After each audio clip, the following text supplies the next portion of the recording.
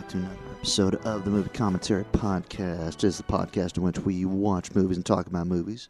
Again, I'm your host, Nick Everett, and tonight we are watching another John Carpenter film. We actually covered one of John Carpenter's, I believe, his best films in Halloween a few months ago, back in October, and now we're doing, I think, his other I'd say probably his, literally the only two John Carpenter films that I've seen. However, these are the two that I think are his best.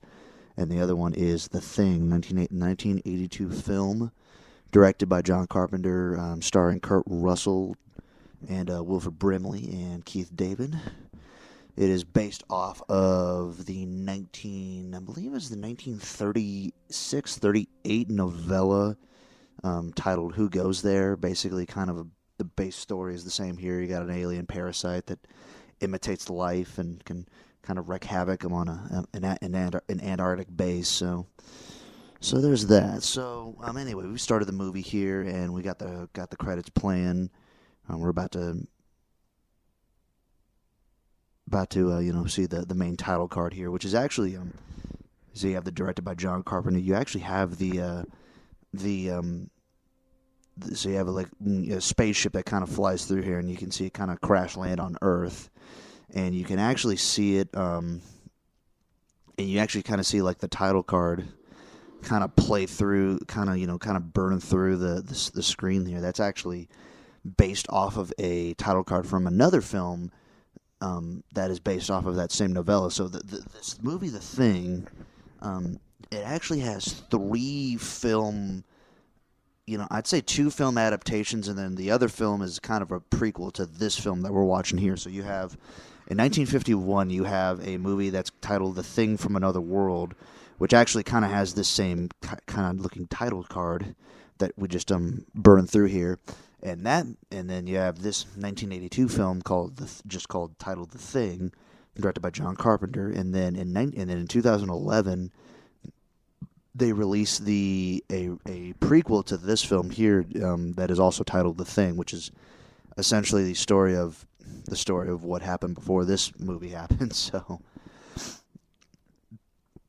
yeah, and so I'll be kind of referencing, try to reference all three of those films as we go through this film here. So which anyway, to start with.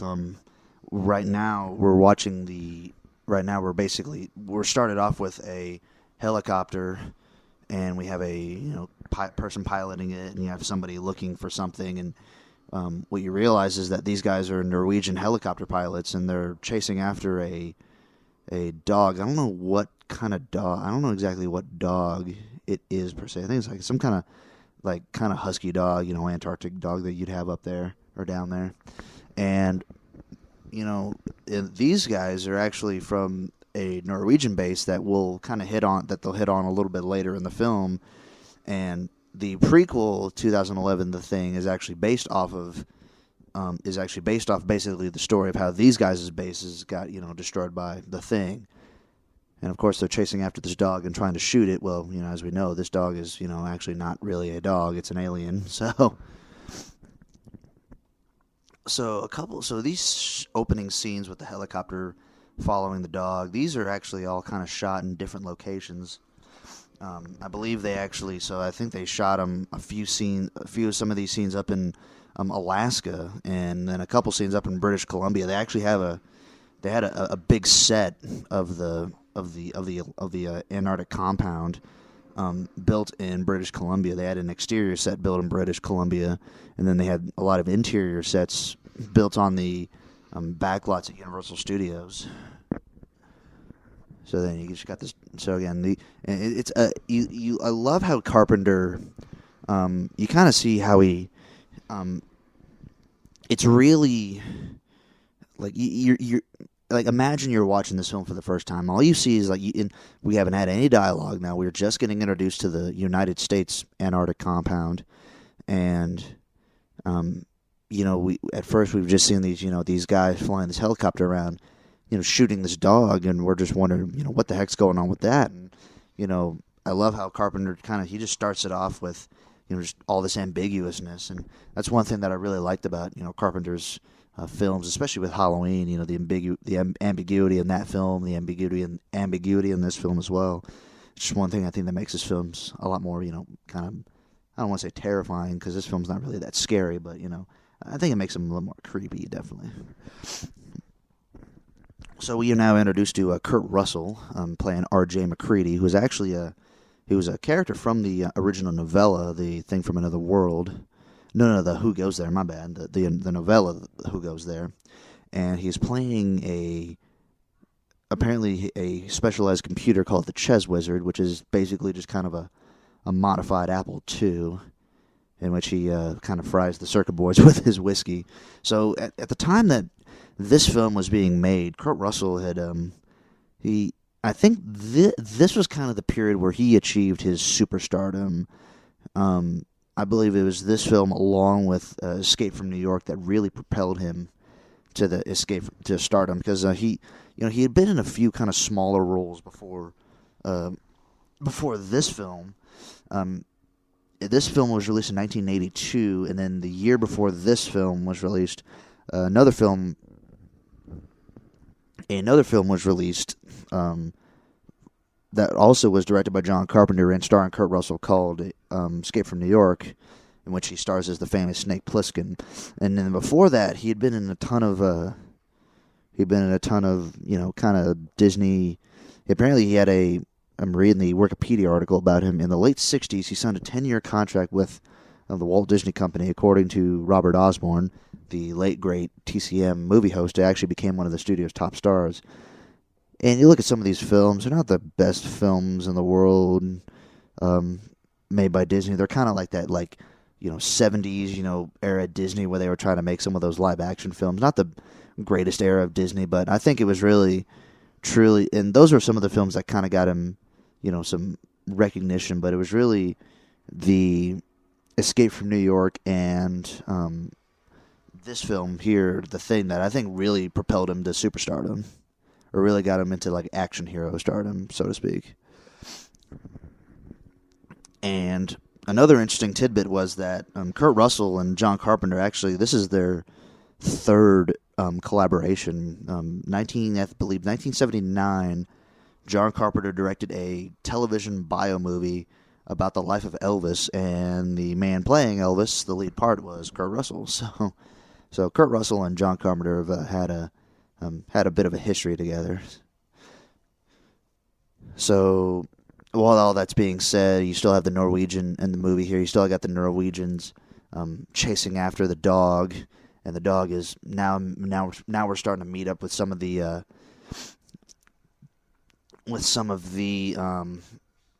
who is it? The American people at the base there, and unfortunately now one of the Norwegians have blown themselves up because they accidentally lost track of a grenade. So, and it's actually kind of funny. The guy on the screen here that's speaking, and I'm gonna use quotation marks here, Norwegian, is actually, I think, one of the assistant directors, or he's one of the crew members on the film, and essentially what John Carpenter even said, he had to do some kind of Nishimig, kind of some Ganesh, kind of, fake Norwegian, language and that kind of thing. And it kind of is it's kind of the unfortunate, it's kind of the unfortunate language barrier that I think that people that are literally have kind of translated what he was trying to say, or kind of fake translated, and they basically were like, yeah, he's basically telling them, you idiots, that's an alien, not a dog. So, and now we're starting to kind of meet all of the, members at the base, and we get to meet Gary, the base manager, played by Donald Moffat. Or is it Donald Moffat? Yeah, Donald Moffat. And then you got, again, R.J. MacReady, kind of, played by Kurt Russell, and a man named George Bennings, who was the chief meteorologist at the base. He just got shot in the leg by that Norwegian. And again, we'll get to meet some of these other guys here. Now, this is actually this guy here that we're on screen is kind of a big, kind of husky bearded guy named Clark. he is the he's the dog handler of the Antarctic base, and it's actually kind of a funny story about how his actor Richard Mazer got the job. So Richard Mazer at the time, I believe this was like right before John Carpenter started filming the scene. He was actually he actually had done a casting, or he actually had been, what's the thing? He had actually auditioned or something for a part in a Steven Spielberg production called Poltergeist. And I believe the director at the time decided that it wasn't going to work out with him. However, the director decided to reference Richard Mazer to Steven Spielberg, and Steven Spielberg really liked him for a part in an upcoming film that he was making called E.T. However, Richard Mazer was like, "Well, I can't really do that. I got a scheduling conflict with this other movie with John Carpenter." So, unfortunately, Richard Mazer had to drop E.T. or had to drop the opportunity to make E.T. to make the Thing.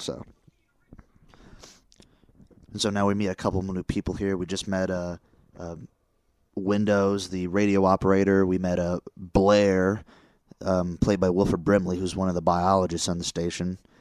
And Wilford Brimley in this situation, not sporting his iconic mustache. Of course, everybody, I'm pretty sure a lot of people know Wilford Brimley mostly from his, big bushy mustache, and his. I have his ways. They said diabetes. He was the guy that actually came up with the diabetes way. So again, Wilford Brimley, who again unfortunately passed away earlier this year. So rest in peace, good sir. And then we got meeting Knowles, the station cook, played by T.K. Carter. Meeting and shoot, it's been a while since I've seen this movie. I mean, it's actually funny. I tried to do a podcast of this movie. I tried to record an episode of this movie about a couple months ago, and just kind of the timing just wasn't working out, and just was too busy. But I've honestly forgotten some of these guys' names. I know this guy Palmer. He's one of the mechanics on there, played by I think David Clennon was the guy that played him. Yep, David Clennon played him. Again, you've met Gary, the station manager. We got Mac here. And you got one of the doctors. Oh yeah, Copper. Copper's the doctor that they had there. And then you had Dr. Copper, who again I'm trying to find the guy that played him. Played by Richard Dysart. And there you go. And they're also again, we're watching the film here. We got you got Mac here, who's kind of one of the things about Mac that you kind of don't get in the film, but it's kind of like as you kind of watch some of the I kind of get this from watching some of the behind the scenes footage and kind of John Carpenter's take on some of these characters, is that Mac is kind of a guy that he was I believe a Vietnam helicopter pilot, or maybe even a World War. He's a war veteran, war helicopter pilot, and he's kind of seen some things, and he's kind of been around some things that he doesn't really want to. He kind of wanting to get away from people and not socialize and all that kind of stuff. And you actually kind of see in his introduction there, he has a little kind of shack that's kind of put set back away from all of the other people's shacks and buildings and all that kind of stuff. So, and you can kind of tell with his interactions with people, he's not really too fond of the interactions with different people and all that kind of stuff. And now again, he's also kind of a bit of a alcoholic, so to speak. So yeah, because he drinks a lot of whiskey. And we got we got some great shots of the exterior here. This exterior scenes shot in Vancouver and up in British Columbia, and then you got these interior shots here shot on the lot in Universal Studios. So, and this is kind of the scenes where we're starting the the creepy, something's lurking, something might not be right in this, station here, because we got a lot of these like really nice first person POV shots actually, and again, one thing that John Carpenter did a really good job in some of his other films, especially Halloween, with some of these POV shots, and then we get this, then we get the dog that they picked up, this dog, and apparently this dog, it took him quite a bit of time to get him to train him to do some of these things and you can kind of see this interaction, this, performance on screen here. I mean, he kind of, he does, he's very, gingerly about how he goes about, and, he kind of looks into doors, and he kind of looks and he sees, like, I mean, it's kind of hard to explain. I mean, it's definitely something you should watch.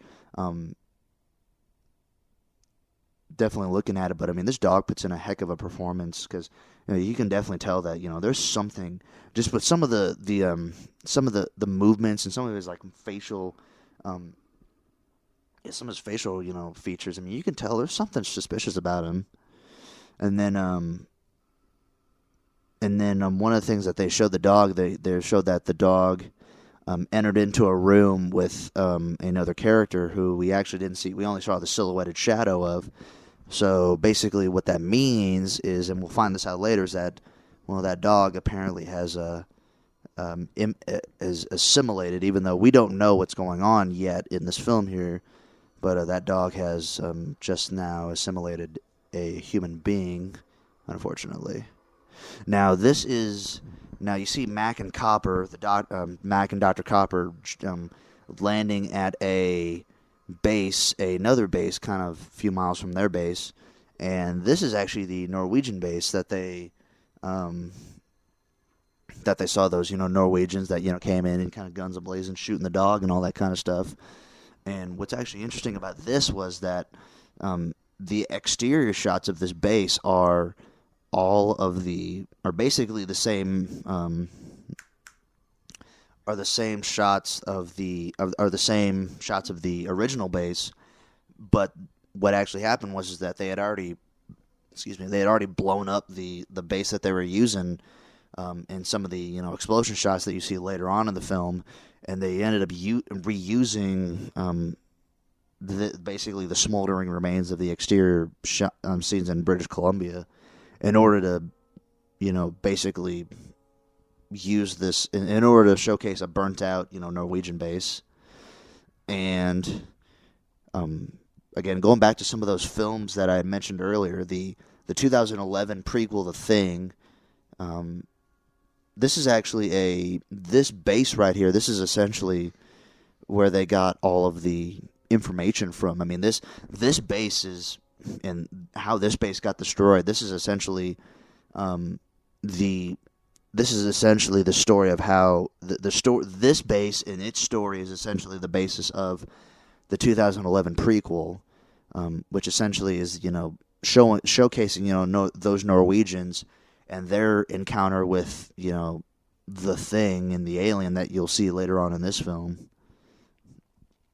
And what's interesting regarding that film was that they literally studied these shots in the film here, and they quite literally were like taking these frame by frame and trying to recreate the base for the 2011 prequel. And now this has turned pretty grisly.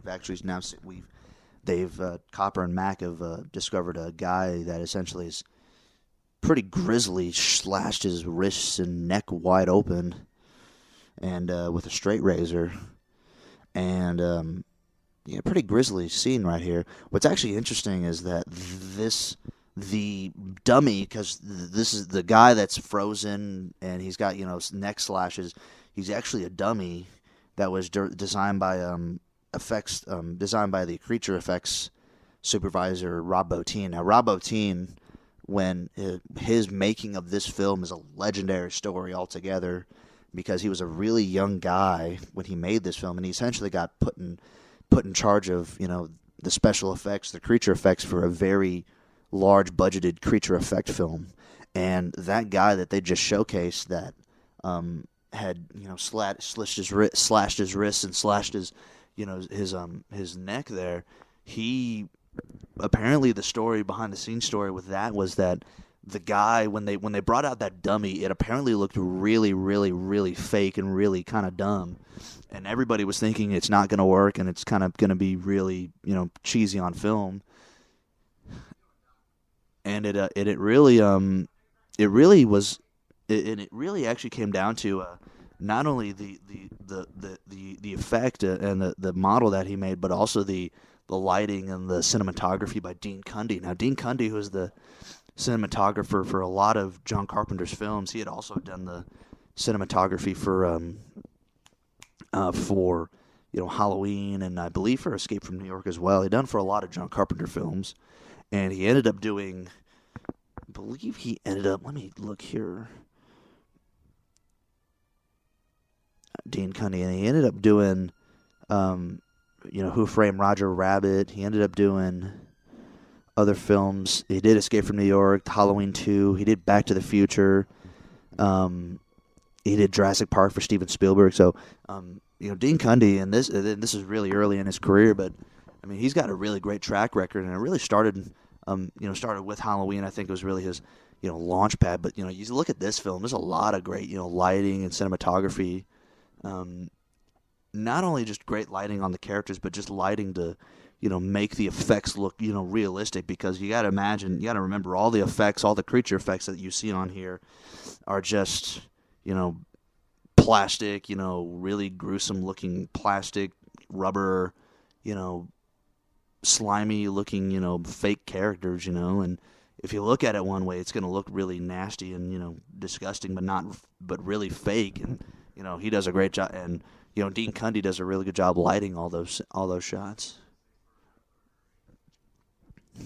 Now, I just talked over this scene. So Copper and Mac had actually discovered and it was it's really hard to describe. It's like a bathtub looking, like sarcophagus looking thing in which you can tell something used to be in it and it broke out of it.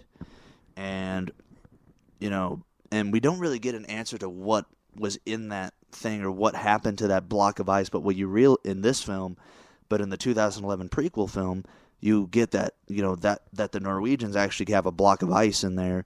And what ended up happening was they literally, that alien that they picked up, because there was an alien frozen solid in that block of ice, it breaks out of the block of ice and it just, and it, kind of escapes. So you get this kind of big sarcophagus looking thing. And now Mac and Copper have brought back some kind of, discovery, and it's a really grotesque looking, slimy, really terribly smelling thing. You don't even know. Again, hence why this movie's called The Thing. And what's really interesting about this behind the scenes story about this shot right here is that the smoke coming off of the alien is what they call A and B smoke, which is a smoke that they use a lot in films and TV for kind of like smoke effects. But the unfortunate thing about A and B smoke is that it is really, really smelly. So you can see, these guys standing around this table looking at this alien, which we look at later to be essentially like a two-headed, monster-looking thing.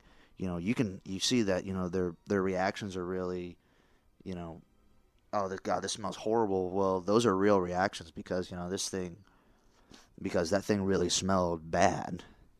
And in fact, actually, one of the things that Kurt Russell actually said in the commentary was that it was like a 11-man, acting competition of who can, act the smelliest or who could act, that smelled the worst. So yeah, that going for you.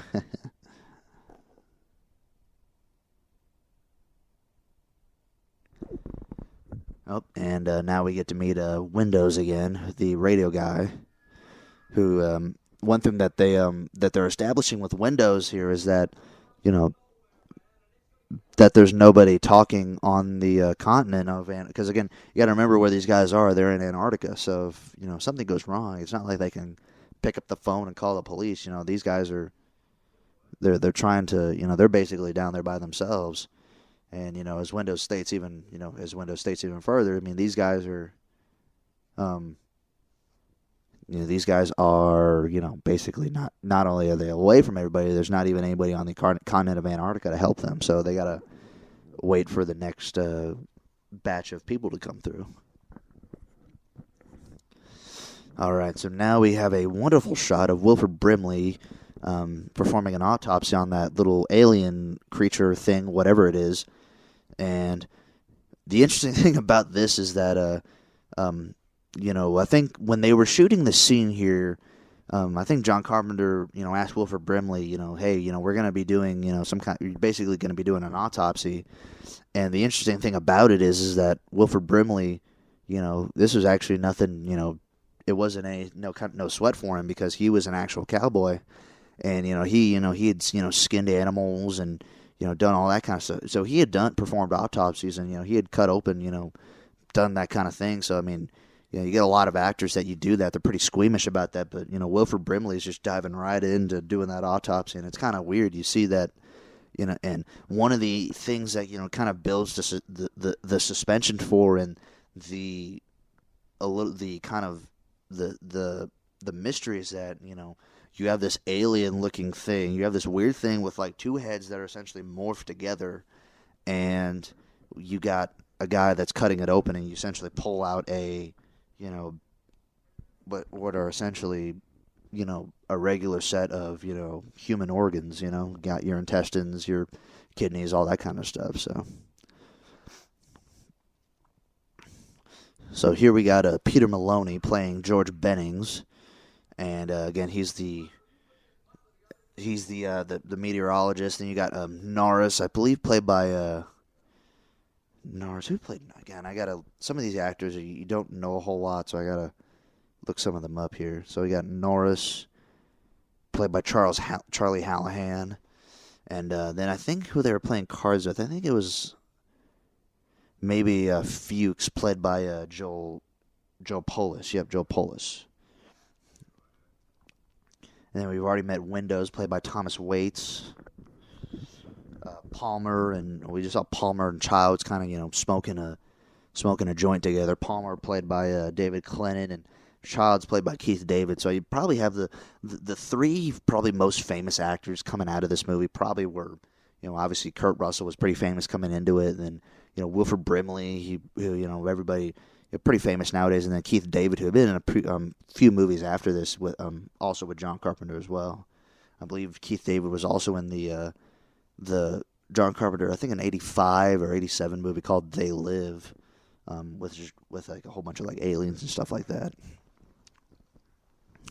And so now we get our first big alien reveal scene. So you have the dog that, has been kind of snooping around the station, and basically, and the dog is doing, and again, it's doing such great acting here because the dog, he walks into a kennel with other dogs, and you have a dog around other dogs. A majority of the time, that dog is going to bark and kind of bark his head off.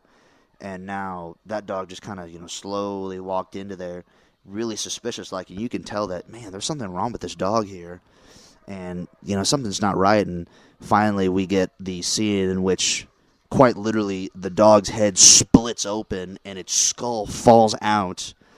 And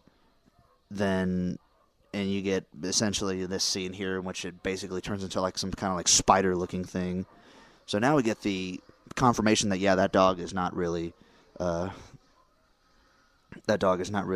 he says he is. And then you have what was it? Now you have another and then you had what is it? Clark, the dog handler, coming in to check it out, and now what they discover is that holy crap, there's this alien looking thing in there.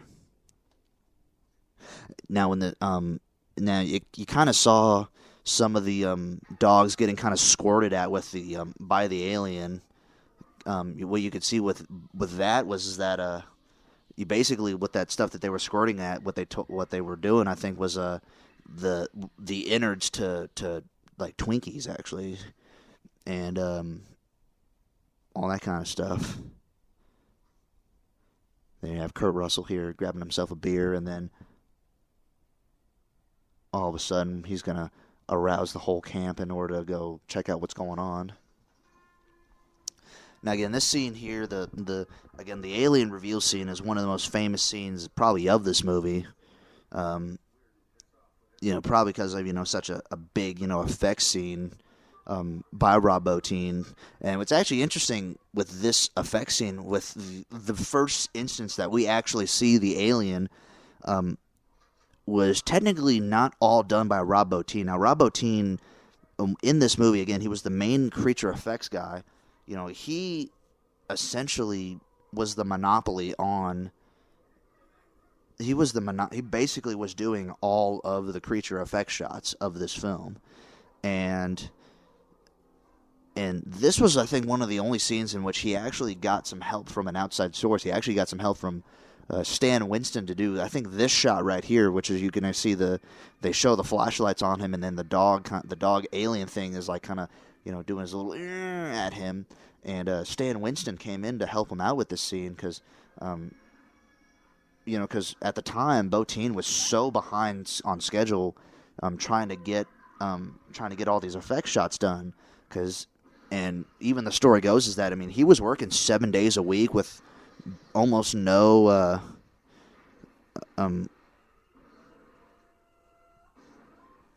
with almost no breaks in between, and he was like sleeping at the Universal Studios lot, and he was having to have basically no breaks at all, and he was so behind that they called in people to help them with this effect shot right here, and I would say this is probably I'd say one of the best effect shots of the film right here.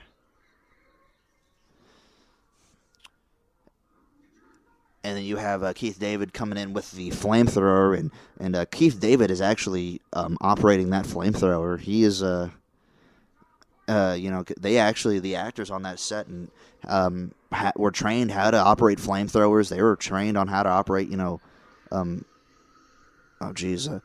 flamethrowers and fire extinguishers, and so all this stuff that they're doing. They're doing all these flamethrower shots.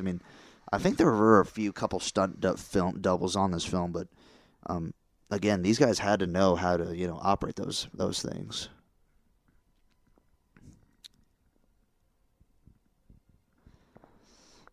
And so now you have this whole looking at the creature that they just torched up, and then they're like, what the hell was that?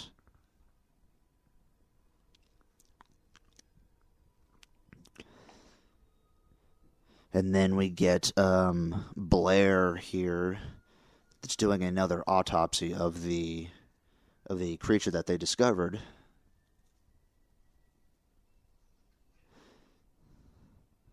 And yeah, this thing looks pretty gnarly. Ugh.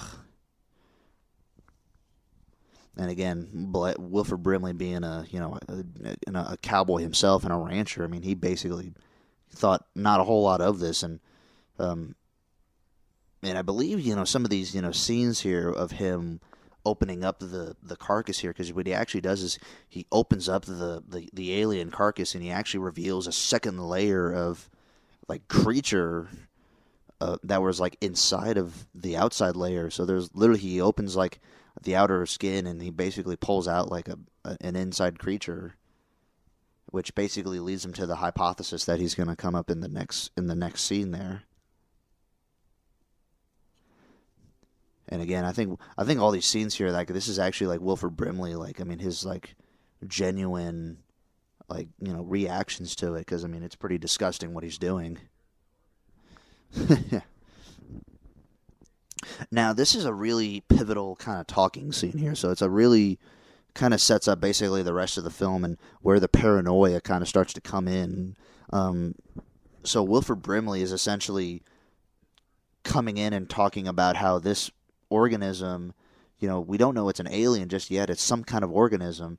It essentially imitates other life forms. It essentially invades it's a parasitic organism which invades bodies, imitates the individual cells in those bodies, and then it literally imitates the life form perfectly, down to like, down to that organism's, internal organs and all that kind of stuff. So it's a perfect imitation of that, person.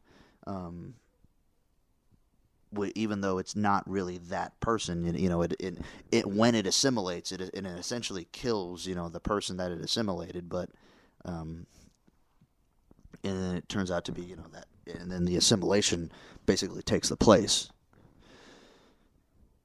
And then you have this scene, and then which really kind of, and then all that, the assimilating other life forms really kind of sets in the paranoia, which kind of starts with this scene here. Wilford Brimley acting here with Clark the dog handler and Richard Mazer.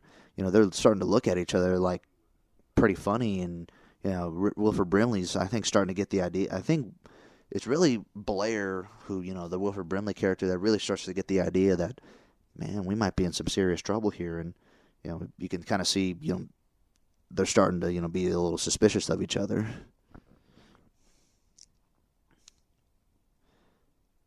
And now they're starting to watch some of the Norwegian footage.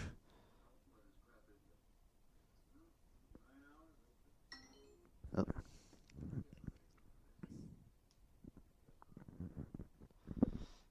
Yeah. So just going. Yeah, they're just watching the Norwegian footage. Now they're trying to figure out, what the hell, is going on. Because, they, again, that dog came from that Norwegian base.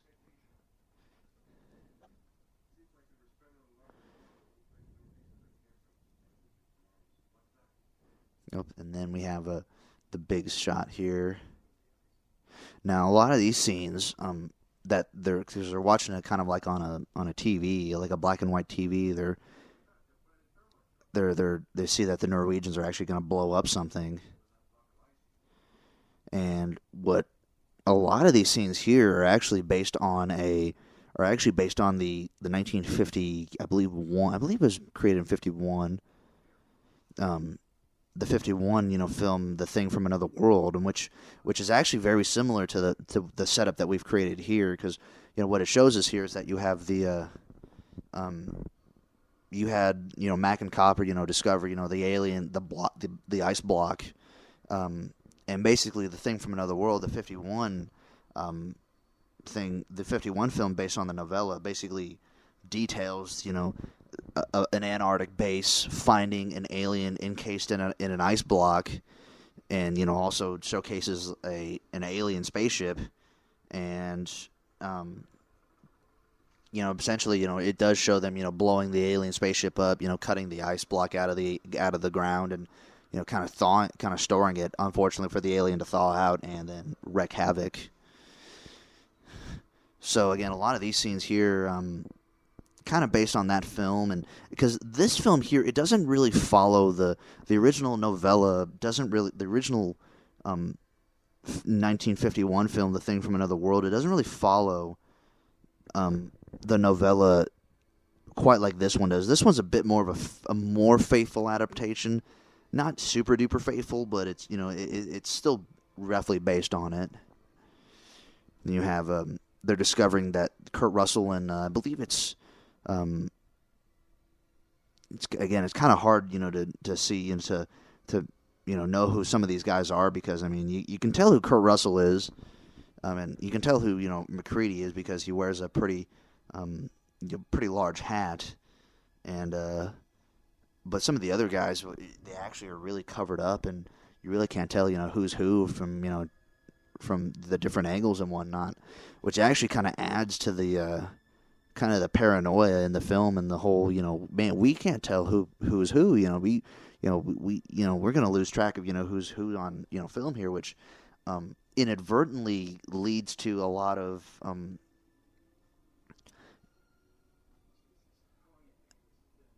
the paranoia, kind of building, among the viewers in the film. Of course, when they were making the film, that's actually something they realized, and where it's like, man, we have to, make sure that, we can keep track of who's who in this film. So they have a lot of scenes in which, they had to have, like, the guys take off, like, their masks and their goggles and whatnot, so we can at least tell, who's who and that kind of stuff. And so these shots here, the shots that we're looking at here, with Mac and they have Norris with them. They now discover the missing ice block from that they discovered in the Norwegian. They found out where they had cut it out. The Norwegians had cut it out at, and those two and a lot of those shots in that scene there were the only like quote unquote effects, like kind of visual effects shots that actually took place in this film. Because a lot of times, I mean, back in the 80s here, a lot of these effect shots were mostly a lot of them were matte paintings and kind of model shots and whatnot. And those were literally the only like kind of visual effects not done in camera, because the big spaceship that they're looking out at, that wasn't a set that they had built. That was literally a matte painting that they made, and they had filmed it on a green screen and all that kind of stuff. And then they had what they call kind of the trailer shot, the money shot of Mac and Norris kind of walking towards the ice block that had been cut out of the ground that contained the alien in it. And that shot was, I believe, filmed in like a big like grass field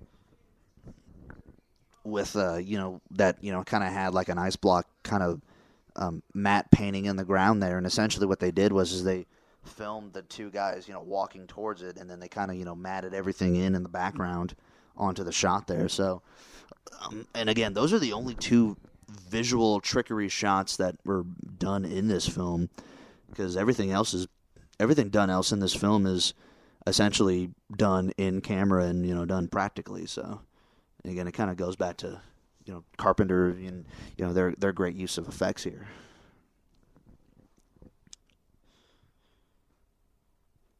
And so now we have another great scene of another great scene of kind of Blair's, again, Wilford Brimley's character, kind of his growing suspicion. We basically, and again, I don't know how they're able to do this, because we're being shown a computer simulation of what happens to these individual alien cells, essentially. Essentially, you have one of the alien cells that basically attacks the human cells, basically digests that human cell, and then, is able to, or not even a human cell, but like a dog cell or, any other living, human organism cell, and essentially replicate that, living organism basically perfectly down to the cellular, level. So, and then you kind of ratchet up and again, I don't know how you even I remember watching the commentary with John Carpenter. It basically says, the probability that, one or more of the members of the party or one or more of the members of the expedition have been infected, 75%. Projection if intruder organism reaches civilization, entire world population infected in 27,000 hours. Yeah. Even John Carpenter and Kurt Russell, when they were watching the commentary, they were like, how did the computer know that's going to happen? Of course, it's just a movie. So, and then you see Wilford Brimley pulling out a gun from his desk drawer.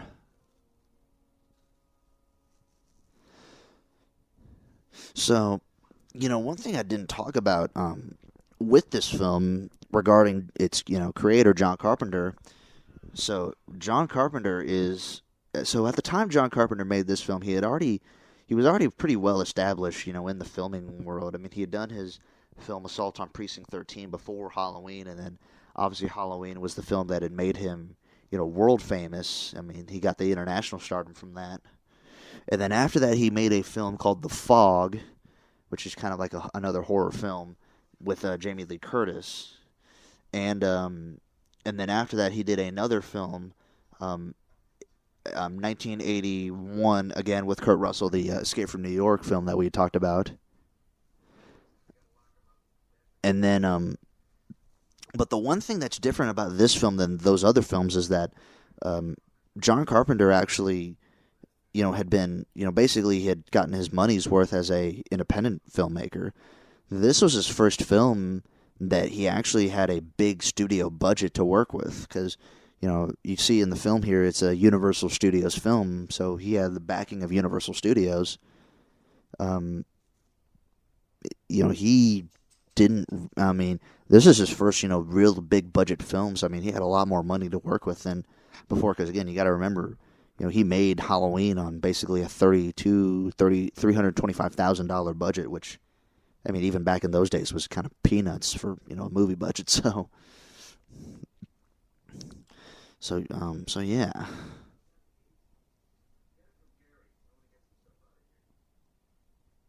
So now you, so now we kind of, so now we're left with the classic kind of horror cliche with something that we thought was inanimate or something that we thought was dead is starting to move again, and unfortunately Bennings is caught right in the middle of it, because we see that this alien thing, the alien creature that was we thought was dead and we thought was torched, is starting now to move, and we're going to unfortunately realize that Bennings is going to be one of the first known people to be assimilated by it. So and unfortunately, and then we get Bennings. That I keep losing track of my stuff here. And one thing that you also see, one thing that you're also kind of seeing with some of these, people, especially with McCready here, that these guys, they're getting tired, they're getting kind of worn out, already, and they're barely even knowing that something wrong is happening. Of course, as Joel, as Fuchs now says, the alien creature that they torched, the cellular activity that's still happening inside of them, and now, as we have now realized, something has grabbed a hold of Bennings and is now currently assimilating him, much to the horror of Windows. And what's actually really interesting about, so again, it's only like a few seconds shot in the film there, but what's really interesting about it is that Peter Maloney, the guy that plays George Bennings, he essentially had to basically take his shirt off and essentially like rub like this like kind of jelly looking substance, or like this really slimy looking substance, all over his body. And in the room, in the set that they were playing, that he was playing the scene at, it was actually at the British Columbia set, that in their exterior set. So the room that they were playing it at, was the room that he was in, was really, really, really cold, and he didn't have any clothes on, basically from his shirt, from his pants up. He didn't have any clothes on top, and he was really slimy and really wet. So Peter Maloney was really, really cold when they were filming this shot.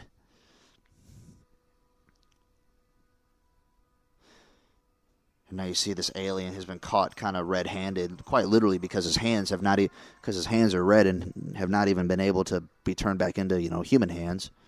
So now you kind of get the gravity of the situation for all these guys. These guys, they're starting to be assimilated by this alien that has infiltrated their camp. And now McCready finally realizes, holy crap, like we're in big shit here. So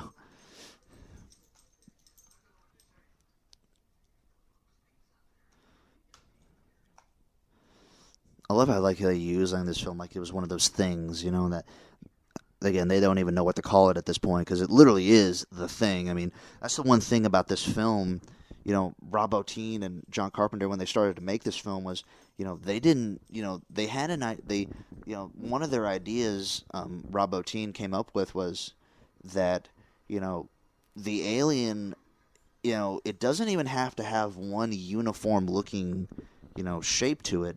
It can basically be the shape of all of the creatures and all of the aliens that it is essentially come into contact with before. So I mean, it can come in all different shapes and sizes and so many different possibilities, and it doesn't have one particular form. It's just all these different forms and blah blah blah blah blah.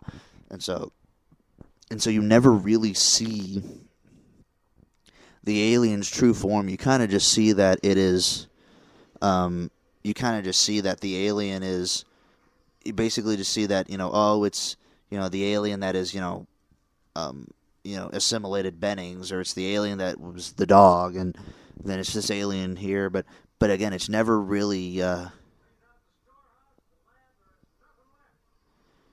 And then it's like all these, different, aliens and that kind of thing. So it's really, it's just really interesting, kind of how they came up with these ideas, of how the alien doesn't have its own shape and how it's basically just an amalgamation of all these different creatures and aliens and that kind of thing. So, and personally to me, I think that's what really makes the film, really makes this alien, I think, the more legendary, and I think the more, well known in the film world, because it's such an ambiguous character. I mean, you don't know if it's a creature that's like, it's self-sentient, or if it's literally just like, owns, it's like, cell, it's like, sentient, it's sentient down to its own, like, individual cells, or it's like, it's a one sentient being that's able to like kind of split off into like different beings. So it's an interesting question to ask, really. It's really, really interesting. And you don't know, like, where did this alien come from? Like, who was flying the spaceship that crashed in the early parts of the film? Was it the alien? Was it the alien that was trying to climb out? Did the alien? Again, we don't know a whole lot about this alien and what happened. It's just so weird and interesting.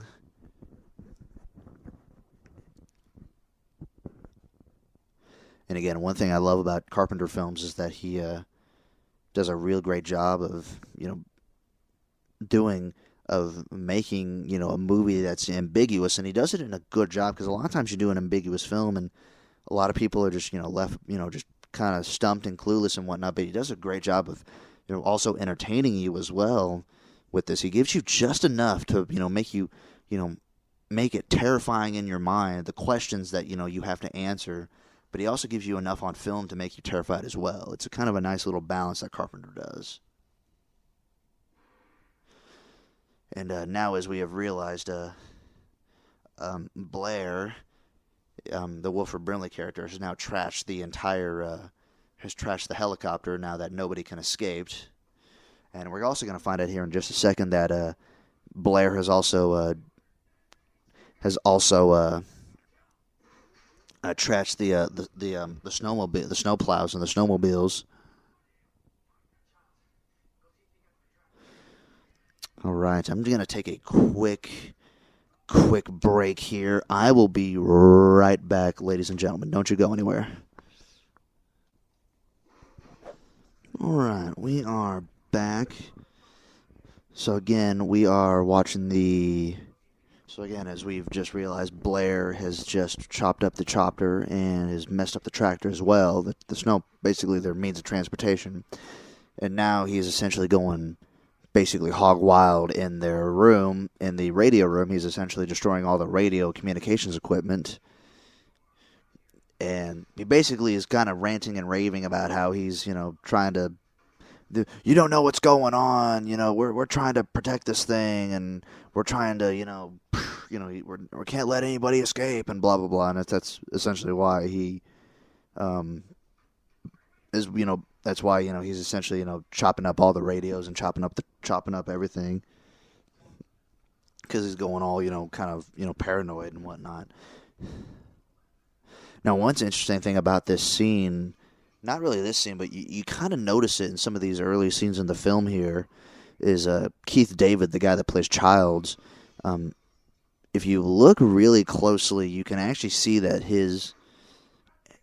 and I'm going to try and think of it, I believe it's his left hand. If you look real closely, his left hand is actually not either A, not visible, or B, when it is visible, it's really kind of odd or really weird to look at. And one of the reasons that it is that Keith David was actually in an auto accident, I believe, kind of in the middle of the filming here, and he actually broke his left hand.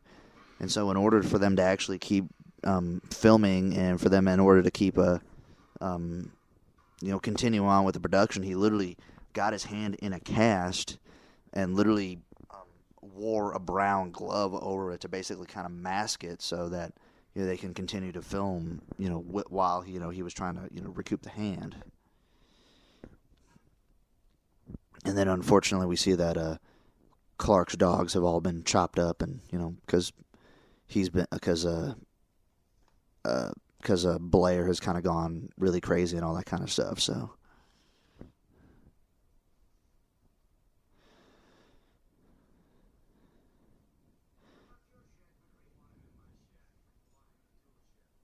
And now one thing that's happening here is they're going to separate Blair from the rest of the group in order to keep everybody else, them protected and all that kind of stuff, which at first sounds like a pretty solid idea, but then later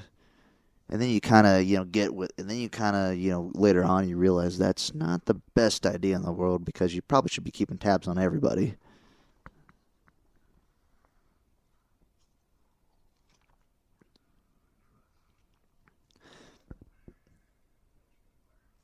and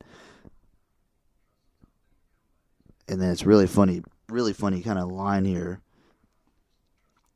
Kind of an unintentional funny line, I believe. I don't think Kurt Russell meant for it to be funny, but Blair, basically says, hey, I don't know who to trust, and that's obviously a very, with what's going on here, that's obviously something that's gonna come into effect, kind of later on in the film.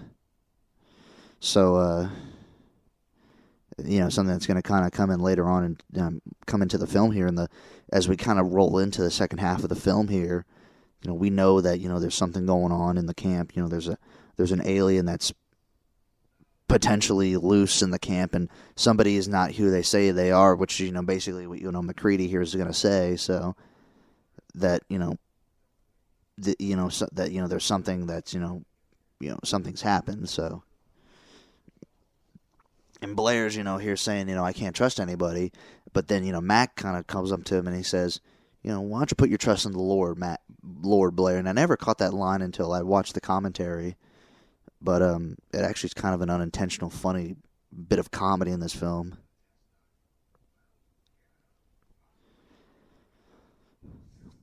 So now they're trying to discuss different ways of determining, who, how they can determine, who's really the thing and who's not, and but then you kind of get to and then this scene up here really kind of this one is really the scene in which the paranoia kind of shifts into overdrive, because at this point you're kind of thinking like you're kind of thinking like, okay, maybe somebody is not who they say they are, or maybe they're not, maybe everything's all hunky dory and not, or something like that. But then you come to this shot right here, and then you can tell that the blood has been sabotaged, and somebody broke in and basically emptied all the blood out.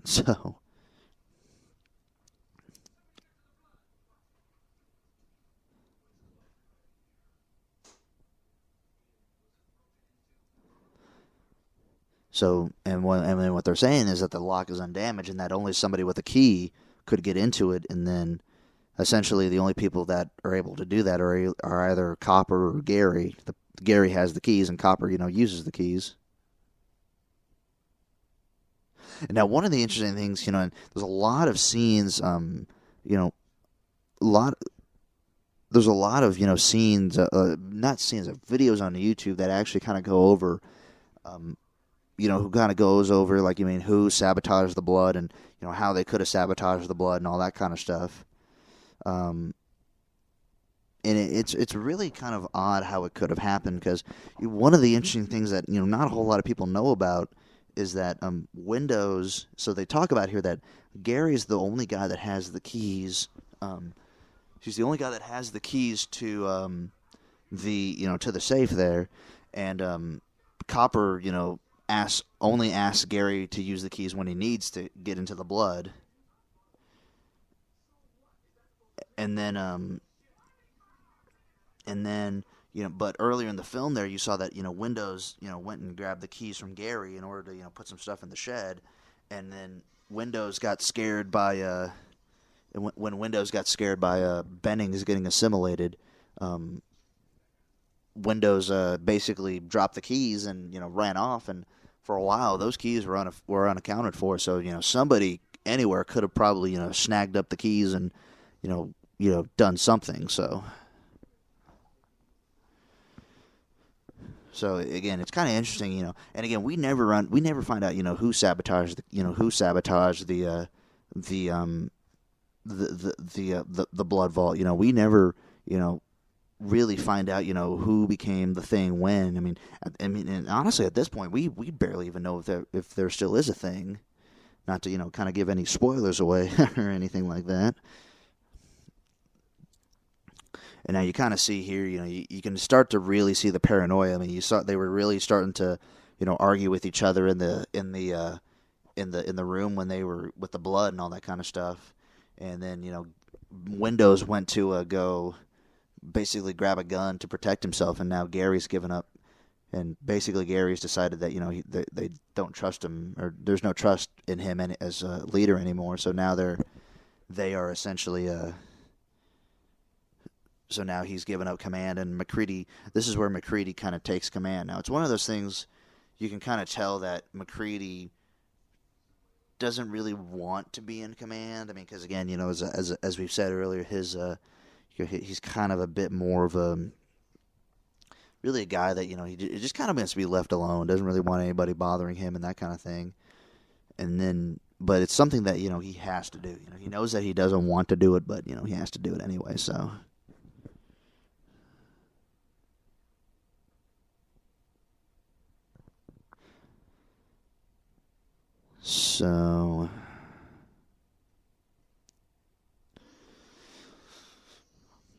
and so now we have McCready burning all the blood packages and all that kind of stuff. And now this is a big kind of talking. So he's kind of talking here. Now he basically comes to the conclusion that one of those people is indeed a thing. However, we don't know which one yet because we're still trying to figure out a way that we can, that we can possibly get it done. So.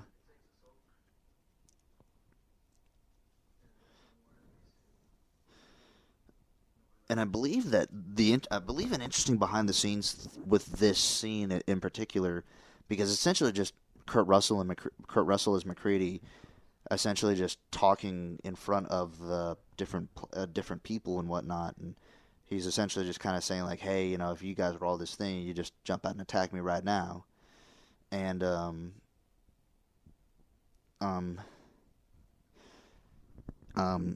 essentially. And I think what ended up at first, this scene was actually filmed inside of was actually filmed kind of inside the set there. But I think what ended up John Carpenter either wanted the scene kind of with all the characters just lined up, as you can kind of get a visual of which characters we have here and which characters basically the list of characters that we have, and then I think they filmed it like in this like set right here. It's basically like the rec room with like the pool table and all the other stuff. But then I think it was either that or John Carpenter just decided that, man, I think it's just a little bit too boring for right now. So I think we just need to make it a bit more exciting or something like that. Who knows? But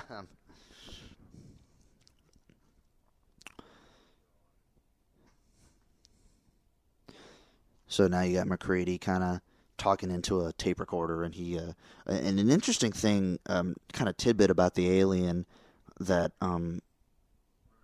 I forgot to realize, I forgot to mention earlier, is that it's discovered that the alien basically doesn't assimilate clothing. So essentially, whenever it assimilates a human being, it essentially kind of tears off the clothing that the human has on. So. Which essentially, and the reason that that's important is because we get scenes here in which people have long johns and you had a scene earlier in which Nall, and it was kind of a throwaway scene actually, but you had a scene earlier in which Knowles essentially went up to everybody and was like, why did somebody throw these dirty long johns into the into the trash and whatnot. And at the time, nobody really thought much of it. But then, as we saw the Bennings assimilation and this scene right here, we learn that somebody basically now is assimilated. Because the thing cuts through clothing, so it's kind of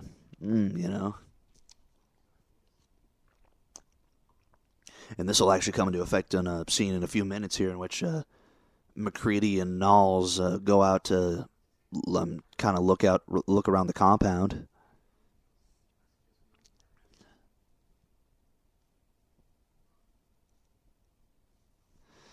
Now, I will admit here, this upcoming scene here, this is probably the one scene that's like really close to like kind of true horror, because this film gets kind of lumped in with like different horror films and kind of sci-fi thriller kind of films, but to me it's not really that scary of a film. It's more of just kind of like a film that's like ambiguous and like psychologically like kind of like a little creepy, but not like a horror film.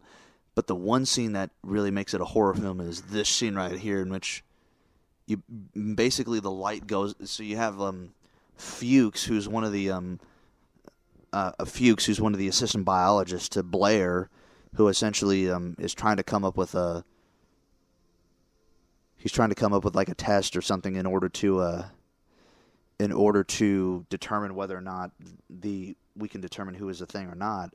And the lights go out, and we determine that there's somebody, around, and you actually kind of see like a shadow or a figure go across the camera, and it kind of makes a really weird sound, and it's probably, I think, the only jump scare in this entire film.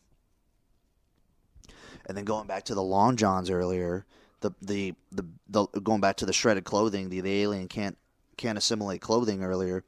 We have now realized one thing that Fuchs has discovered outside is that there's a pair of clothing with MacReady's name on it that's all torn up, which basically means that, and I don't think Fuchs knows this at the time, but Knowles and the other ones realize later is that they start to suspect that MacReady's a thing, an alien thing or not. And no matter, and at the time, and even right now, we still don't know. I mean, who's a thing and who's not a thing. I mean, we're going on the assumption that somebody is a thing or not a thing, but right now we have no idea, and it could be anybody at this point. And the film is kind of putting like little red herrings here and there. Maybe it's like trying to frame him. It's not, like, who knows? But I mean, it's again, it's really ambiguous. I mean, we're not given a whole lot of clues in this film of, what is truly happening with these characters.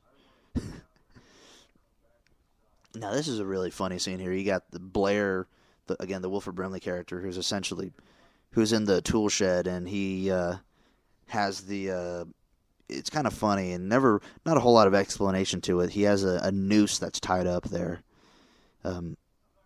Again, I don't really like the symbolism, but it's just kind of something really random. It's like, why is that there? But who knows?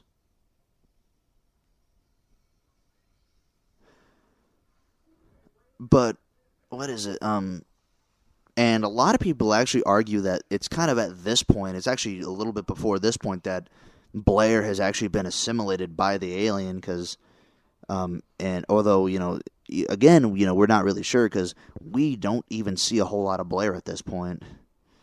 And we don't see a whole lot of Blair. We haven't seen a whole lot of Blair in the last couple minutes, and we're not going to see a whole lot of Blair going forward here. So, and now what we discover here, unfortunately, is that Fuchs, unfortunately, has been burned to a crisp.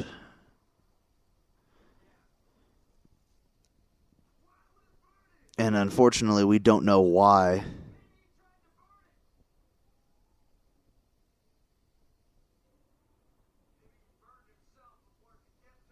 And they're asking each other, why they're asking each other, what's going on, what's the deal here? How'd he die?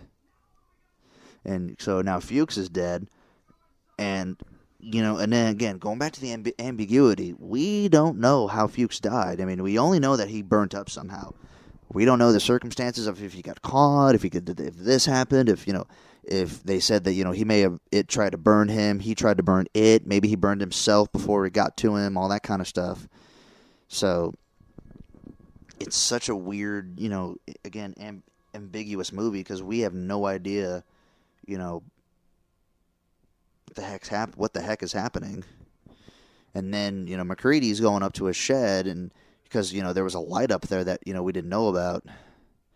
That, people were like, oh, there's a light up there. We don't know about that light. And so they go up to the shed, and with McCready by himself and, Knowles. And, of course, we know that, the alien is trying to strike, that the dog, the thing tries to strike, when it's basically just like, like literally like it and, another thing just one-on-one by itself. So, again, it kind of adds to the suspicion that, this is all trying to add to the suspicion that, McCready is actually a thing. It's really trying to play on that, suspicion that, the guy that's really leading them right now is is really actually, the thing, and it's, trying to do that, all that kind of stuff. And then you see Knowles. And then you see Knowles here come back alone without McCready. And then, he basically explains to them, like, hey, I found these long johns, and I found McCready's stuff, and because, and that's, and then, again, it just adds to, the whole, mystery of McCready.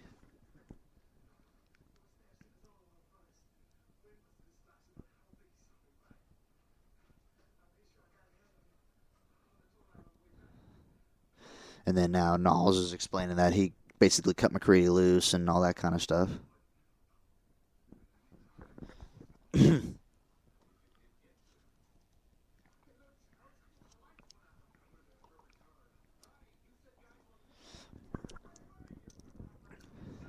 Up, more paranoia. You got guys, fighting each other. You got guys fighting each other. Knowles is really cold.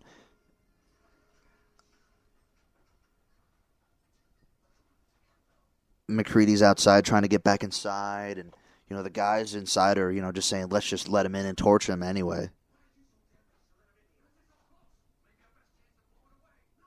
And then Windows is trying to be the guy. Maybe he's like, what if we're wrong about him? It's just so it's just so blatant paranoia, and they're just so unsure, and they're just so scared. It just adds, and the thing that's just so scary about it on our end is, we're about as clueless as they are. I mean, we don't know, if McCready is a thing or not. We don't know who's the thing or who isn't the thing. It's just really,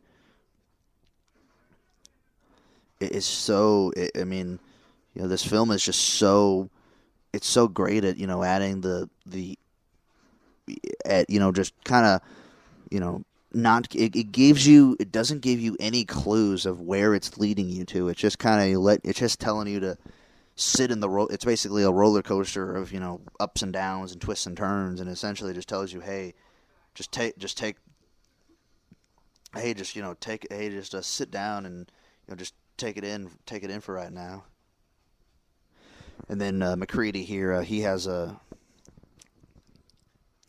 flare that, and then he's holding it against a bunch of dynamite, and he's about to blow. Looks like he's about to blow the whole camp up. What's actually really interesting about those flares that they're using is that those flares the flares that they used on this film were only 30-second flares, so the flares would only last when you lit them up. They'd only last for 30 seconds. So they would literally have to film like a short snippet of scene here with the flares, and then they would have to, basically the flare would go out, cut, basically light another one up, and then start rolling again. So they only got about, you only see it like a few seconds here, a few seconds there, blah, blah, blah, blah, blah, kind of thing. So, and then, and then now we realize that Norris,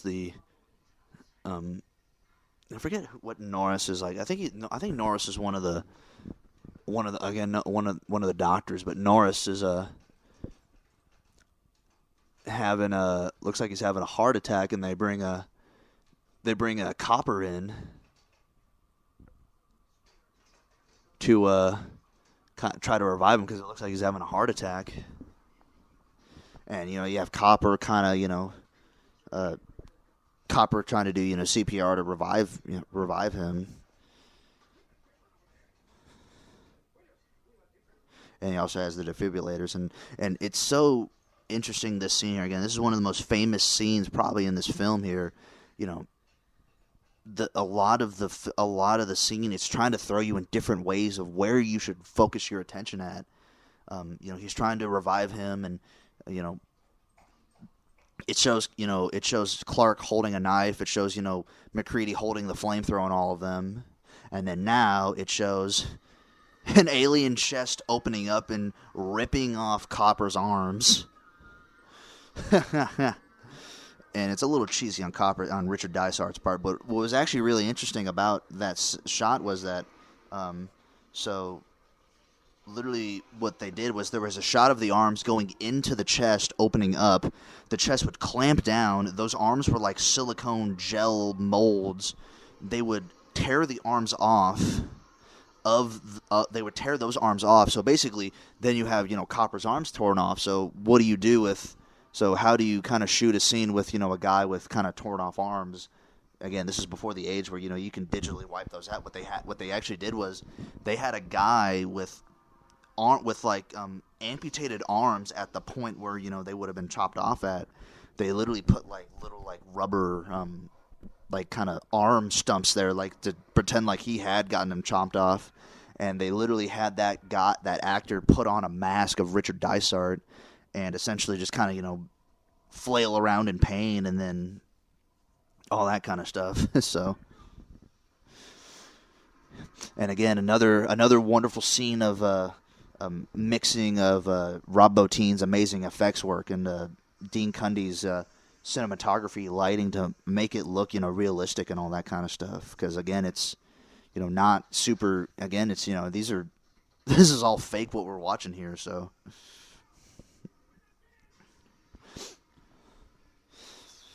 And one of the interesting things that actually leads into the famous blood test, which is coming up here, is that Norris's head, the Norris's thing head, actually detached from the body, and literally grew legs, and it's now like this looking it's like this spider looking thing, and basically that gives MacReady the idea. It also gives the famous Palmer line, "You've got to be effing kidding me," but in which MacReady turns around and torches the spider creature thing.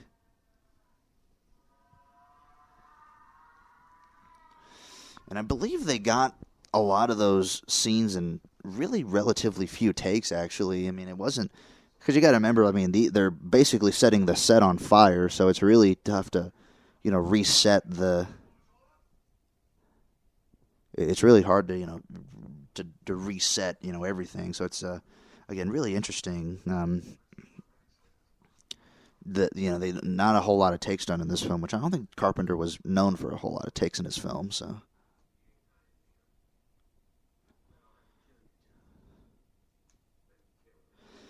And you love this scene here in which, MacReady is just kind of starting to not take, no crap from anybody. He basically is starting to, hold guns to people and basically not going to do what they say he's going to do. Because Childs is like, well, then you're going to have to kill me. And then Childs is like, I guess you're serious. And then at this point, Clark rushes MacReady with that knife scalpel that he kind of sniped from the doctor's office, and and then he basically kind of shoots Clark in the face and ultimately kills him. So basically now you're down. In the last couple scenes, we've seen Copper, the Doctor, Norris revealed as a thing, and then Clark all just kind of bite the bullet or bite the dust on that. And so now here's probably another. So I'd probably say this is. I'd say probably the best overall scene in the film here. So this is the famous blood test scene. So essentially what's going to happen here is what they're going to do is they're going to basically take a drawing of everybody's blood into like a little petri dish, including the people who are dead. And what's essentially going to happen is that MacReady's essentially kind of whittling away at a copper needle, and he's essentially going to use the flamethrower to kind of heat it up, really make it hot, and he's going to dip the hot needle into the blood in order to see who's the real or who's the thing. Because according to MacReady's hypothesis, the thing, when an individual the thing, because of what he saw with the head kind of detaching, is that the thing, it basically are like different individual organisms that when given that basically have their own that have their own survival instincts. So eventually, basically on a cellular level. So essentially what happens is if you essentially have a single body part, or literally like a single, like say you had like a single cell from one of those things,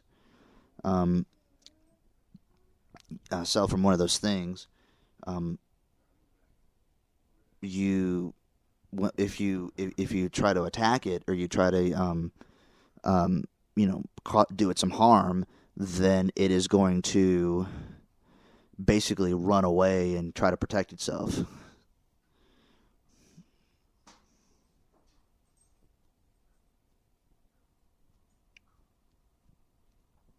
So now here comes Mac, and he is heating the needle up and grabbing all of the petri dishes of blood. Now, there's actually a really subtle way that you can tell which person in this scene is already the thing by looking at it. And again, it's such a good tension because we see that Windows is good. But if you look really closely, at every person in the shot here, there is a little bit of an eye light. Now in almost every film that you see, there's a little bit of an eye light kind of placed on people, in order for their eyes to kind of glisten and to give a little bit more life and soul into their eyes and whatnot. And so like here, like you can see like David, like literally in the middle of his eyes, you can see like there's a little bit of eye light, and you can see that their eyes are like illuminated. There's one person in this scene here in which you can tell like there's no light in those eyes. They're literally just black eyes. So it's kind of interesting. So that, and again, that was kind of one thing that Dean Cundey was really, was really emphatic about trying to showcase that this person, that was one of the great behind the scenes deals that he talked about, that you can tell that this guy was a thing because of the lack of light in his eyes. Now that's not so basically throughout this entire scene, MacReady's been showcasing, like he's basically been dipping the needle into the blood, and now he takes Palmer's blood, he dips the needle into that one, and then and you can see that there's that thing, that Palmer is actually a thing. And basically now that Palmer thing knows that he's essentially out in the open, he essentially begins to transform into an alien. And yes, it was Palmer that didn't have the light in his eyes. And what's actually really interesting about the shot that is the shot of MacReady dipping the needle into the petri dish of blood is that the blood, that the scene is actually kind of shot from an angle in which there's where you can see the hand of petri blood, and then MacReady's face above it. That hand was actually a fake hand. That when they stuck the needle into it, that's when they kind of pushed the fake alien kind of above into the. That's where they kind of push the fake alien out. And the thing that makes it and it's actually probably one of the other quote-unquote jump scares of the film. And the reason why the jump scare works so well is that they use that shot of the fake hand multiple times. They use a couple times before the shot there, and they used the fake hand shot, and with a negative test. So literally, you see like that same shot. McCready dipped the needle into it, and then nothing happens. And so you kind of get the whole idea that, nothing's going to happen, and then all of a sudden, boom, something's going to happen. Because at first, you're thinking, does this blood test even work? I mean, is this actually going to tell us what we want it to tell us? But, and then we find out that it does.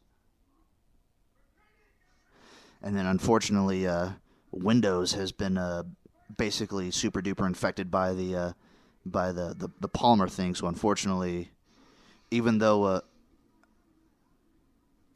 Windows might technically still be alive, they have to unfortunately incinerate him.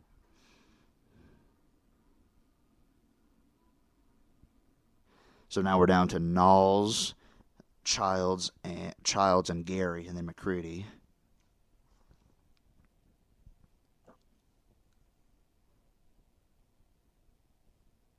So essentially, and now one thing that I wanted to mention in the scene prior was in the shot prior was McCready actually. So the flaming alien actually kind of bursted out of the side wall of the compound into the snow, and McCready took a stick of dynamite and threw it at the alien, and it blew him up.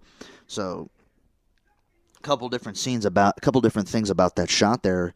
The alien, that scene is kind of a reference to the 1950s film, The Thing from Another World, in which essentially there was a similar scene in which essentially the alien in that film bursts out into the snow and flames, and a very famous scene from that film. And then another thing is when in the actual film here, when they were filming it, Kurt Russell took a stick of dynamite and threw it at the fiery mess that was the Palmer alien, and that alien actually blew up.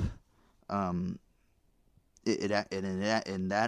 thing actually blew up right as Kurt Russell was right there. So that shot in the scene there, that is Kurt Russell as McCready, no stunt double. Literally right, I kid you not, probably less than 20, 30 feet away from a really big explosion. And according to Kurt Russell, there was bits of metal and bits of pieces kind of flying past his head, embedding itself into the set there. So Kurt Russell kind of dodged a pretty big bullet when filming that shot there.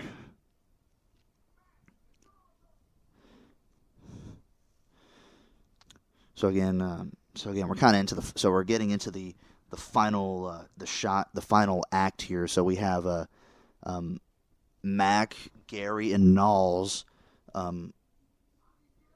go into the tool shed to give the blood test to Blair, and then what they realize is that Blair is not there, and they discover that he has actually tunneled his way out of the shed and is now basically run amok of the camp.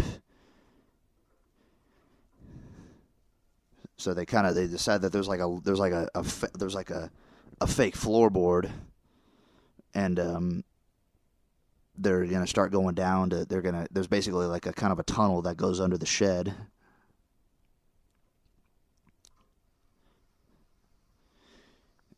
And again, it's really interesting, and it adds to the ambiguity of the film because they go down into this tunnel, and they find out that they find this little kind of half-ass layer that he made, and what happens is that he literally has started making this spaceship looking thing out of parts from the tractor and parts from the helicopter, and it looks like this really weird looking spaceship doohickey that he's trying to make. Doesn't look like it's going to work at all, but it's really interesting. And then you're asking yourself, how is he getting these parts? How did he get out of the shed if it was locked from the outside? It's pretty clear now that Blair is more than likely a thing, because it's an alien, and it's trying to build this spaceship to escape Antarctica. When was Blair when was Blair infected, all that kind of stuff. So, and one thing I forgot. So now we've gone back to a scene inside of the compound. It's another awesome first-person shot. Now we realize that Childs, who's guarding the entrance to the camp, has gone. The door is now swung open, and there is basically nobody guarding the camp now. So one thing, and again, it just adds to the ambiguity of what's going on with Childs. They see Childs right here, kind of running out and going after Blair, or so what he'll tell you or later in the film, or we don't know that yet, but we just see Childs starting to run out, and then all of a sudden,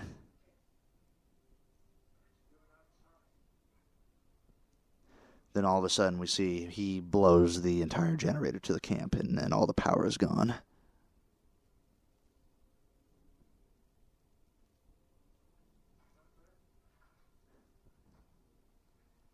So, one thing I forgot to mention, and again, I said that a lot, but one thing I forgot to mention earlier was the score of this film. Now, one thing about John Carpenter that is very well known is that he actually is one of the very few directors that actually scores his own films. I mean, he's the guy that, wrote and played the famous Halloween theme from Halloween. He wrote his own score to Escape from New York. And I believe that he did a little bit of the score in this film. However, he didn't do the entire score. It was a mix of him and Ennio Morricone. I'm not sure how you say his last name. But Ennio Morricone is very famous for teaming up with Sergio Leone in his spaghetti westerns. I mean, he was the guy that did the theme to Fistful of Dollars, The Good, the Bad, and the Ugly. I mean, he did the I mean, he was the guy that came up with that theme. And then he did, Ecstasies of Gold and, The Good, the Bad, and the Ugly as well. So, a very famous, and again, Ennio Morricone is a very famous, film composer. And it's really interesting. The theme to the movie The Thing is very much a John Carpenter style theme. Now the one thing I never was able to get from the from behind the scenes sources is whether or not the theme to The Thing is actually written by John Carpenter, or if it was actually written by, or if it was actually written by Ennio Morricone, because the way that the theme is, it's a very simple kind of tone, like do, and that sounds a lot like, something that John Carpenter would write. So it's very interesting, and, and I've heard that, that the theme actually is something by John Carpenter. I've heard that, it's Ennio Morricone who's trying to write something that John Carpenter would write. So it never was really able to get a whole bunch of, get clarification of, who wrote the theme. But, Ennio Morricone also did some other, great, musical, cues in this film, and that you can tell are Ennio Morricone. But it's very, there's some, definite musical tones that, like some of the eerie tones, when like earlier in the film, that you can tell that this is Ennio Morricone, and that and he had something pretty awesome to this film. So again, that was a bit much of it, but it's something I wanted to mention because again, I always found it interesting how Carpenter basically was the guy that scored all of his own films.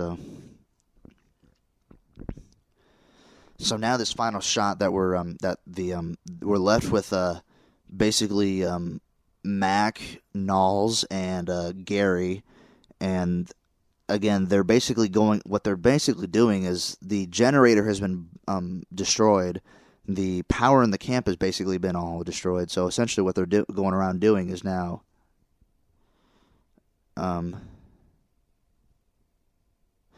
they're essentially going around and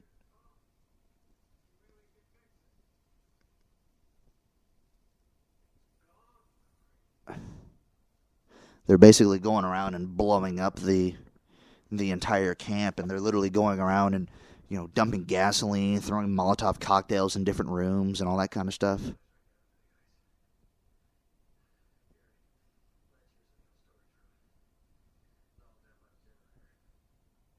So, and basically they're going around blowing all the rooms up, and now Knowles and Gary are going around and essentially planting dynamite into the basement, in the storage rooms and the generator rooms in order to essentially blow up a big portion of the camp.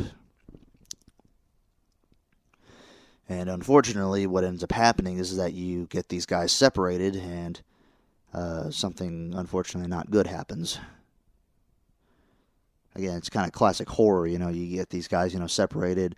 You're in a very dark, and kind of secluded area, so you're definitely, something not good is about to happen.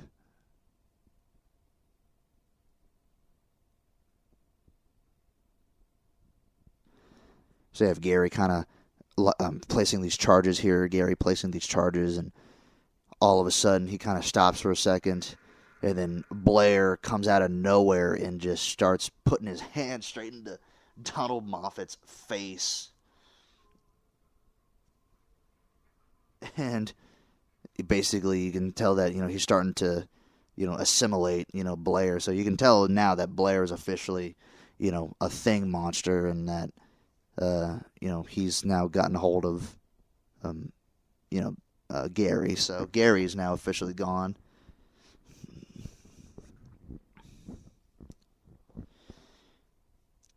And now Knowles is a really weird and kind of ambiguous death. He kind of, it's really weird what happens here. So Knowles essentially walks back kind of into the back part of the room, and then essentially it kind of like he kind of walks into the darkness,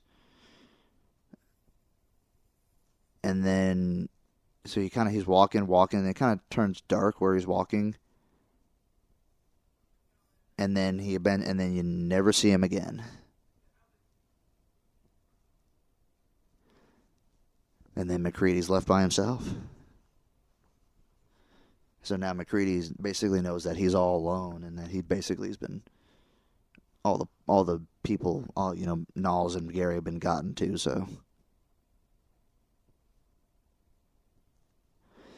which, looking back on it, I mean, MacReady, he should have known, like, listen, we stick together here. I mean, we all three are going back to playing these dynamite charges. I mean, we cannot, split up at all. So,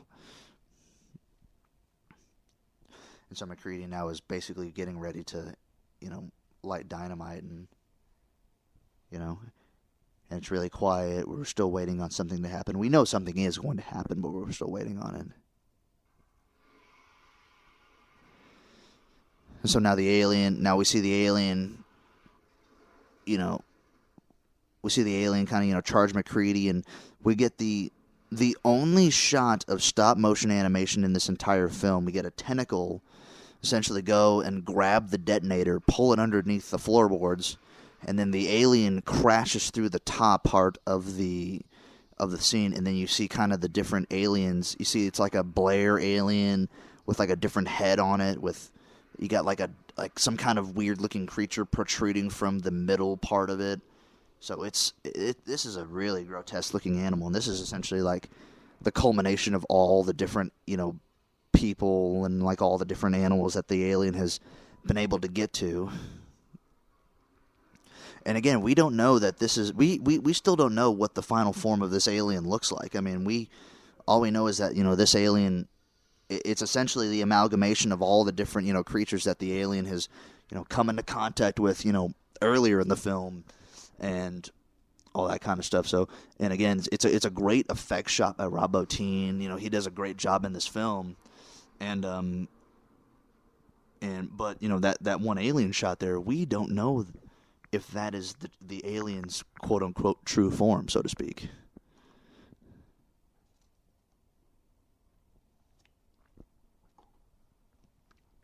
And so now the camp has officially been basically blown to shreds, and McCready basically blew up that, alien. So alien, I mean, we don't know if it's truly dead or not. All we know is that, the temperature, they basically, say that the temperature in the camp has, risen quite dramatically. And, the alien, the only way you can really destroy the alien is if you either blow it up or set it on fire. All that kind of stuff. And so we have McCready supposedly all by himself now, and he's, kind of all bundled up, basically waiting for the end. And then now you have Childs come out of nowhere, so to speak. Again, we saw Childs kind of run out into the snow, kind of to look for something, so to speak, and now he has reemerged. And then obviously McCready is very suspicious. Now this is a very hotly debated ending of the film, and we don't know, who is the thing. There's some people that argue that, they're both the thing. There's some that argue that Childs is the thing, McCready's not. Some that argue that, McCready's a thing and that Childs is not. And it's a really interesting. There's a lot of great theories on, what, in this, if you really go look at it, in the like on the YouTube comments and YouTube scenes here, there's like there's some people that say that, Childs is, you don't see the breath coming out of Childs because, you can see McCready is you can see that McCready, he's breathing. You can see the breath coming out of him like really, thick and, liberal. But you look at Childs and, there's not a whole lot of breath coming out of him. And you can't even really see that, he's, you can't really see the breath coming out of him. And some people argue that is kind of a knock against, Childs being, a human. They think that because of that, Childs is a thing. And then also Childs is technically wearing different clothing than, what he was wearing in the compound. I would say that for me is probably the biggest kind of indicator that Childs is probably a thing. And then you have Childs taking a swig of the whiskey bottle. Another, a bit of a far-fetched theory that I see online a lot is that McCready actually, because McCready hands him a bottle of the J&B whiskey that we've seen all throughout the film. And one thing that people argue is that McCready has actually put gasoline into that bottle of whiskey, and that, he basically is testing Childs. That, if he can drink the gasoline and not know that it's whiskey, and not know that it's gasoline, then yeah, that's an alien. And you see that, Childs drinks it, doesn't have any reactions to it, and is like, oh, yep, he's an alien. To me, that's a little far-fetched. I mean, I don't think that's what happened. It'd be pretty cool, but I mean, I don't think that's really what's going on.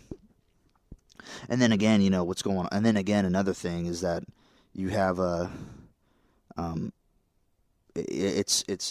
we've already established that you really don't want to be swabbing spit with this alien, so these guys really shouldn't be drinking. It's kind of this. It's actually kind of funny with like all the COVID stuff going on. It's like these guys should not be sharing drinks at all, and Childs just takes the whiskey bottle and just straight up drinks it. So again, it's some people try to dig really deep into it, like of who the thing is and all that kind of stuff. And to be quite honest with you, I think even John Carpenter himself didn't even know who the thing is. I mean, I think they just wrote the ending and they didn't really know who the thing was. They were just like, yeah, it's just ambiguous. Leave it up to the audience. So all that kind of stuff. So, and that's the ending, and that's it. That's all the people, all the other crew members of the Antarctic base passed or got consumed by the thing or died in some kind of way. All we're left with is McCready and Childs supposedly, and they're essentially, perhaps one of them is the thing, both of them are the things, or none of them is things. Who knows? So again, that's it, and we're left with that amazing thing, the amazing theme. It's kind of hard to say that really fast. The thing, the theme song to the thing. All right, and we're left with that with these kind of really with a kind of freaky looking, like just really dark titles, and nothing it gives you a really kind of eerie sense, kind of leaving the film, so to speak. All right, so kind of going on the legacy and kind of the history of the release of the thing and kind of all that stuff. So when the thing was released in 1982, it actually kind of bombed and was not very well received at the time. A lot of people were kind of looking at it. They saw they were kind of disgusted with the alien and disgusted with the violence, and they were really kind of put off by it, and it really was not. It was not successful at all at the time, and I believe at the time it actually was a box office bomb, or it didn't make a whole lot in the box office. At the time, it got really bad reviews. Let me look it up here. Let me look up the money here. So yeah, it wasn't a box office bomb, but it wasn't a box office bomb, but it did not get as much money as some of the other films, because you got to remember, 1982. E.T. was released about 2 weeks, I believe 2 weeks before this film was released, and a lot of people kind of contribute this film not being as popular back then as because it was essentially another film with an alien, like E.T. was. However, this film was a lot more dreary, a lot more, kind of, negative tone as well. E.T. is, a positive, I've talked about E.T. on this podcast before. It's a very, positive, uplifting movie. I mean, nothing, it's something, it's a feel good movie. You feel good when leaving it. And this movie, you feel kind of empty when leaving it. You don't feel very good. You feel kind of like, and not only that, it's also the ambiguousness of it, because of, we leave off with a lot of questions and not a whole lot of answers. And that's one thing that I really like about this movie is it doesn't give you a whole lot of answers. It basically just kind of lets you kind of come up with, the things in your mind. It kind of comes up with the answers in your mind, which, I mean, really, what we don't know, and it's again that whole thing of what we don't know and what we can't see, and the most mysterious things are the things that we just have no idea what they are. And some of the most ambiguous, some of the scariest movies are really the ones that we have no answers of, what's going on or why this happened. So I guess that's why this movie's, became a really, popular film, because this movie is now regarded as one of the best, sci-fi, thriller horror films, of all time. It got really popular kind of in the preceding years. And it really, it's really become it's really become a very one of John Carpenter's, I think, most well-known films. I'd say that his most well-known films are probably Halloween first and foremost, and then this film. So there's that. So, and then again they had and then because of this film they released the 2011 prequel to The Thing that was not really associated, that John Carpenter had no association with. And I believe now they're actually in the works of making another adaptation of the of Joseph Campbell's novella. So we might see another Thing-like movie coming out here before too long, actually. And so yeah, that's and not only is this film, legacy-wise, I mean, not only did it, for sci-fi and, horror and whatnot, but I mean, for also the creature effects as well. I mean, it was, I think it really elevated, the creature effects department to newer heights, that, it wasn't at before, because, there were some things done in this film that just, had never been seen on film before, and it was quite an adjustment for some of those people. I think the people just weren't really prepared for what they were willing to see at the time. And then, looking kind of at the, looking at the legacy portion of this film, I mean, looking at it, I mean, it's been, I mean, again, at the time, it wasn't a film that was highly regarded. A lot of negative reviews, but it's been, regarded as, one of the best, movie. It's been regarded as one of the best movies of all time. I mean, it actually was ranked as the number 289th movie of all time. It's one of the greatest says one of the greatest horror films of all time. One of the best science fiction films of all time. It's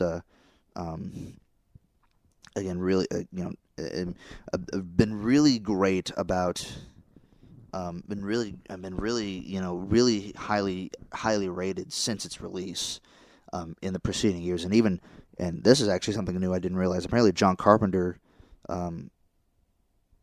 didn't, he says that this is, his favorite, film looking back at his, filmography, and then looking back here, and then it's a movie that's been referenced a lot. I mean, a lot of filmmakers have stated that, this film has, had a lot of influence on their work and all that kind of stuff. And yeah. So again, this movie, I mean, it's not a, again, it's a I don't want to say it's a simple movie because there's a lot of complexities to it. It's a very interesting movie. It's not a movie that, it's something you're going to feel good about. It's definitely a horror type of film, but it's not, I wouldn't say it's too scary. It's something that I wouldn't show to little children because, they're going to see dogs get, attacked, and they're going to see like really creepy animals, creepy creatures that are going to give them nightmares. But this is definitely something I'd check out. It's a really well done movie. It's got a great cast. Production value is really awesome. The creature effects are amazing. Definitely a milestone movie I'd definitely check out. All right, y'all. That is all that I have for you tonight. Again, make sure you're checking out Movie Commentary Podcast episodes. I'm going to try a different bit of production with these episodes. I'm going to try and start, I'm basically, so I've had a bit of a hiatus.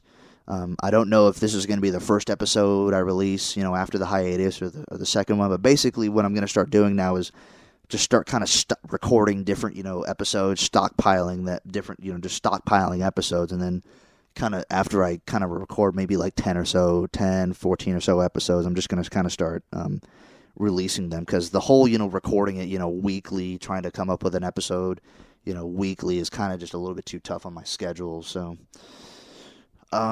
anyway, what's coming up, and again, I'm as of right now, chronologically, and I'll probably release this one after this episode. I'm working on a commentary for Apocalypse Now. I want to do another couple Pixar movies, maybe another Disney movie. My sister, who has actually just left the room here, she actually wants to do a commentary on Back to the Future. So that one will be so we'll be doing one on Back to the Future. I know, and then for a special occasion for for when April comes around again. April's the time of the Titanic sinking. I'm gonna do the commentary on the Titanic movie. So I got a couple movies coming out. I got a couple ideas of commentaries coming up here that we'll be able to do. So currently, as of right now, I'm recording this episode as of the 13th. This is February 13th. I don't know when these will be released. It might be a month from now. It might be, you might be listening to this in March or April. But once you see this episode, released, then you're going to kind of start seeing, more and more episodes released. I mean, it's been a bit of a hiatus. I've had a kind of a lot going on in my life, but we're still trying to keep this stuff going, and this is something that I know that some people listen to, and I definitely thank a lot of you that listen to it. I mean, I know that I got I see a lot of not a whole lot of downloads compared to some other people, but I do see that there are people that listen to it. So I thank every single one of you that listen to it. If you've gotten this far, again, I really thank you guys. And I'm pretty sure a lot of you are thinking that you should shut up any moment now. So I will go ahead and do that. Again, that's all I have. My name is Nick Everett. Thank you guys for listening to the Movie Commentary Podcast. Make sure you all stay Stay golden out there, and I will see you on the flip side.